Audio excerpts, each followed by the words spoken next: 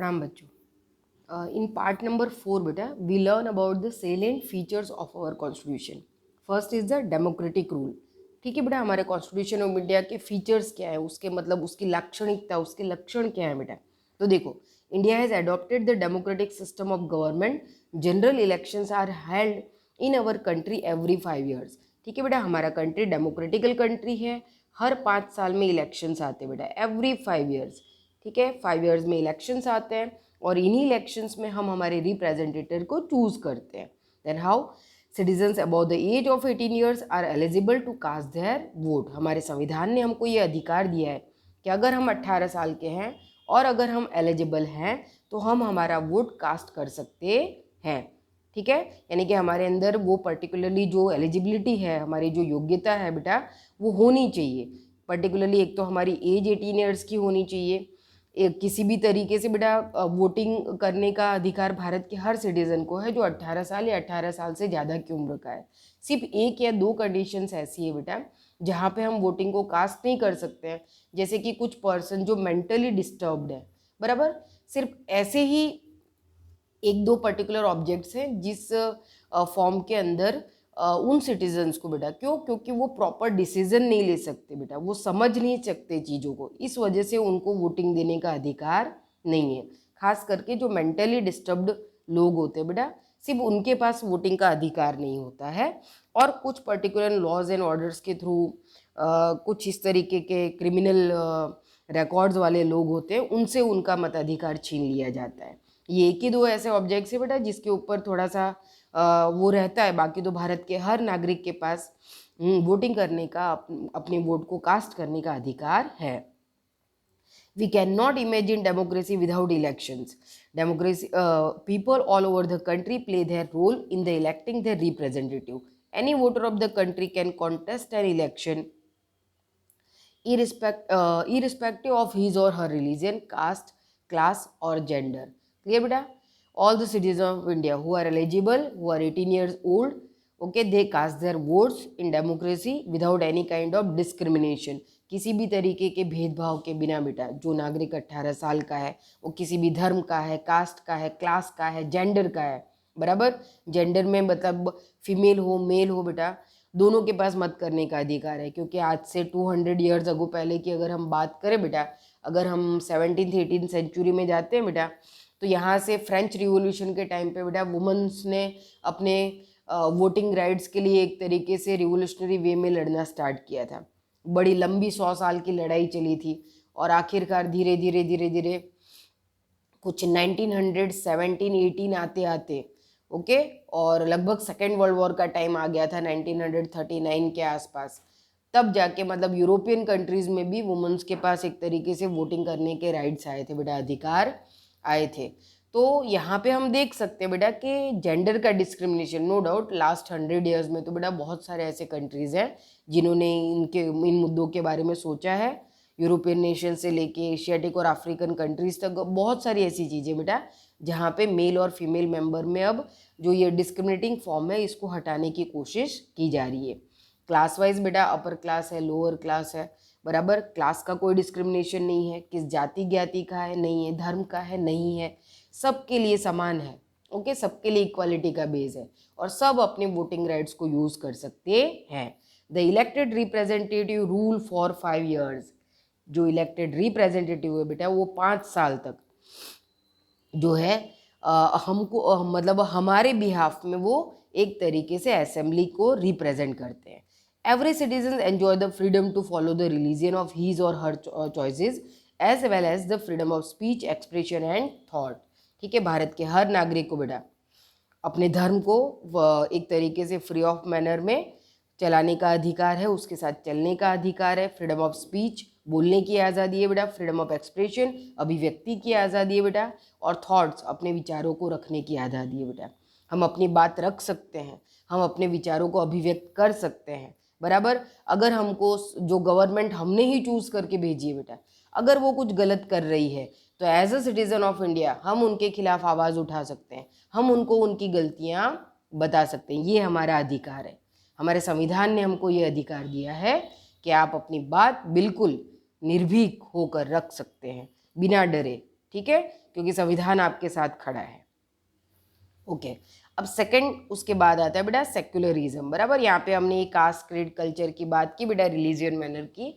तो भारत एक secular nation है बेटा, हमारा इंडिया बिन सांप्रदायिक राष्ट्र माना जाता है। भारत का अपना कोई धर्म नहीं है, बराबर। जैसे बहुत सारे कंट्रीज हैं वो अपने आप को इस्लामिक बताते हैं, यूरोपियन नेशन में क्रिश्चियनिटी के फॉर्म में जाते हैं, बराबर। कुछ पर्टिकुलर कंट्रीज हैं तो सबने अपना अपना जैसे बताया हुआ है, एक अपने रिलीजियन को उन्होंने प्रमोट किया हुआ है, पर इंडिया ने नहीं किया है। इंडिया एक सेक्युलर कंट्री है, भारत सभी धर्मों को एक समान मानता है।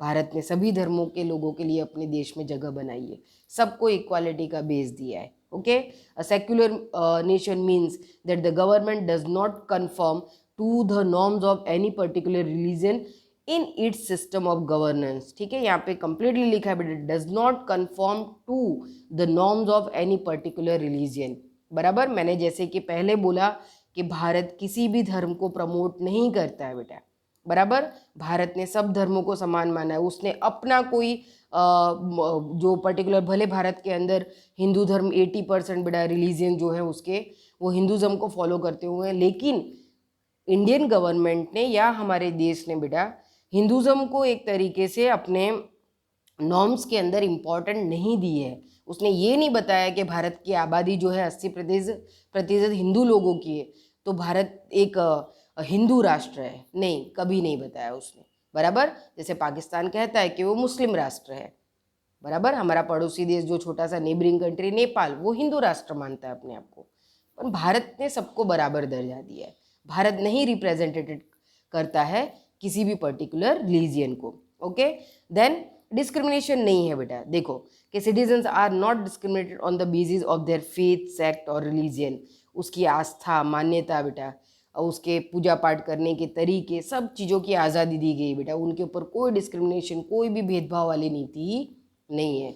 हम मंदिरों में जाते हैं, अपने तरीके से पूजा पाठ करते हैं, अपने उत्सवों को अपने तरीके से मनाते हैं, ठीक है ना, अलग अलग विधि विधान को करते हैं, है ना। दिवाली आती है तो वो काली चौदस के दिन जाके वो है ना ट्रैफिक रोड पे, मतलब क्रॉस रोड पे जाके पता नहीं कुंडाड़ा बुंडाड़ा बना के, मटकी रख के, पता नहीं क्या क्या सब रख के चले आते हैं।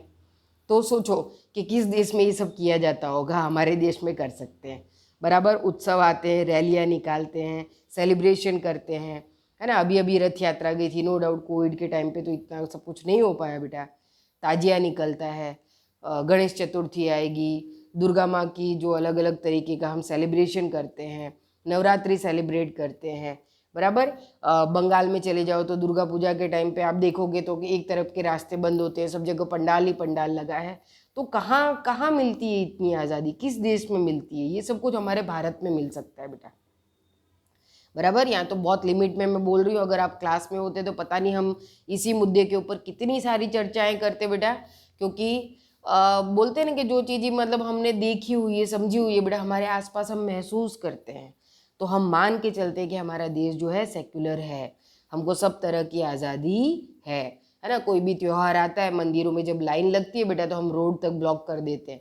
इवन हमारे यहाँ शादियाँ होती हैं बेटा तो रोड का एक हिस्सा लोग मंडप लगा के ब्लॉक कर देते हैं, और लोग इतना इजी वे में ना, आदत पड़ चुकी है हमको, कोई ऑब्जेक्शन नहीं उठाता है, सब ऐसा चल के चलते हैं कि ये हमारा कल्चर है और सबको इस कल्चर के साथ आज़ादी से जीने का अधिकार है।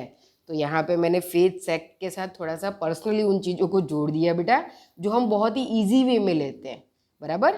तो यहाँ पे देखो, every citizen enjoy the right to follow the propagate the religion of his और हर चॉइस, बराबर। हमारे धर्म के हिसाब से हमारे नीति नियम विधि विधान, बराबर, अलग अलग तरीके के सेलिब्रेशन करने के तरीके, वर्शिपिंग करने के तरीके, बराबर, सेरेमनीज को सेलिब्रेट करने के तरीके। ओके हमारी खुद की मतलब फैमिली के अंदर जो अलग अलग तरीके के इवेंट्स होते हैं उसको सेलिब्रेट करने के तरीके, ये सब फ्रीडम हमको किसने दिया है? तो हमारे इस सेक्युलर कंट्री ने हमको ये फ्रीडम दिया है। ओके अब हम आ जाते हैं थर्ड पिक्चर पर, जिसको हम कहते हैं रिपब्लिक, यानी कि प्रजातांत्रिक। Republic means a government that obtain the powers from people directly और indirectly. We have adopted a democratic republic system of government, which means that powers are not limited in the hands of a few privileged people. Okay बेटा, जैसे कि democratical form है, same as बेटा democratical form है, इसीलिए Republican को उसके साथ जोड़ा गया है।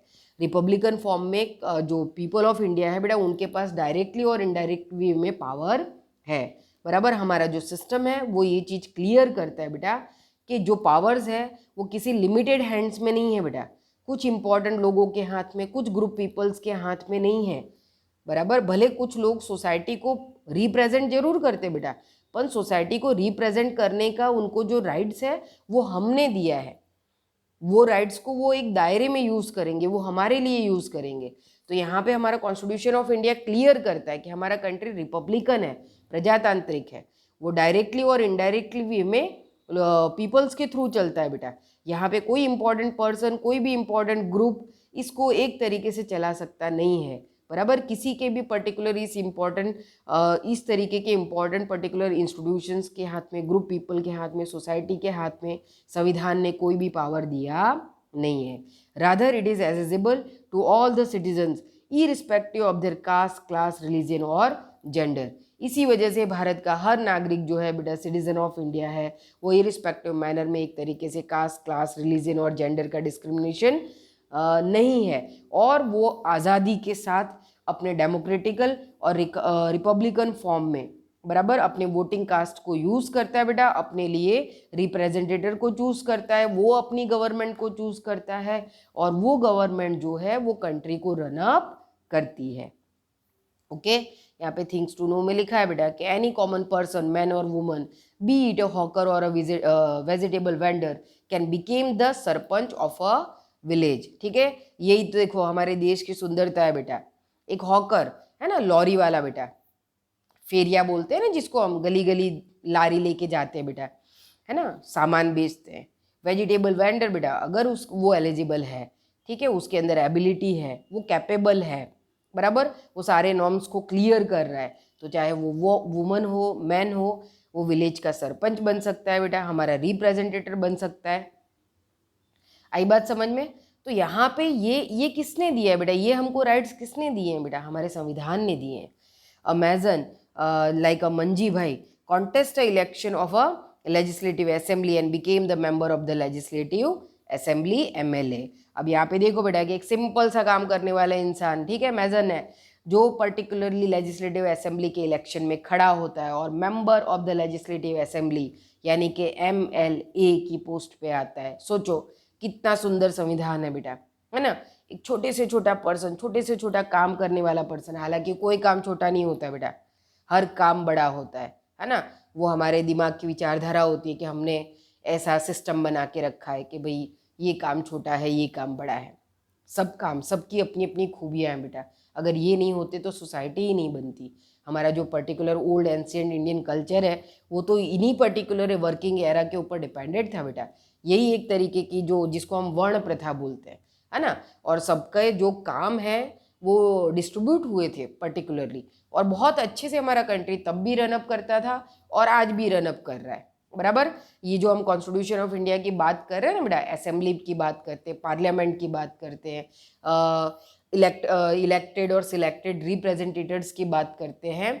अगर आप सम्राट अशोक की बात करो तो वहाँ पे भी उनके यहाँ भी असेंबली का वर्क ऐसा होता था। कुमार गुप्त की बात करो तब भी यही होता था बेटा, ठीक है। आप गुजरात के सोलंकी एरा की बात करो तब भी इसी तरीके का सिस्टम चलता था। तो ऐसा नहीं है बेटा कि हमारे देश में ये सिस्टम पहले नहीं था।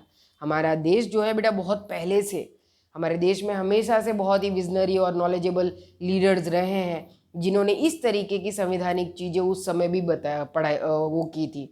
आपने 6th स्टैंडर्ड में वो संथागर वर्ड पढ़ा था ना, ये पर्टिकुलर वो वैशाली वाले चैप्टर में, कि व्हाट इज संथागर।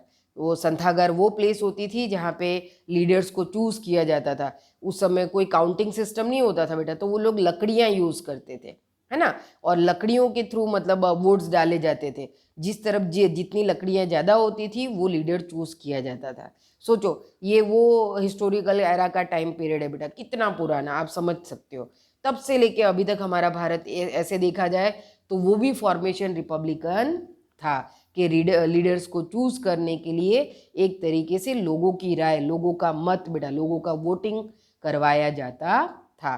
तो इतना खूबसूरत है हमारा भारत, ठीक है ना। ये तो हमने अपने दिमाग में ग्रंथियां बना के रखी हैं, क्लियर।